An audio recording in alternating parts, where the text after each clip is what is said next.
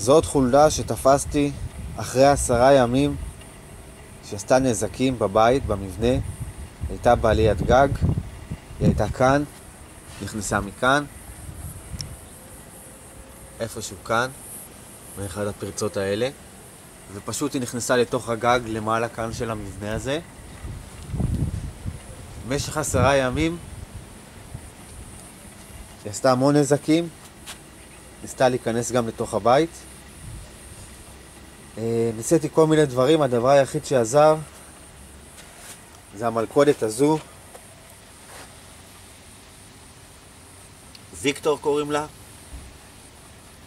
היא מלכודת לא הכי אתית, אבל עם זאת היא הכי אפקטיבית לגבי החולדות. האמת שזו חולדה די גדולה, אפשר לראות, יש קופסת סיגריות ליד ככה כדי להמחיש את הגודל.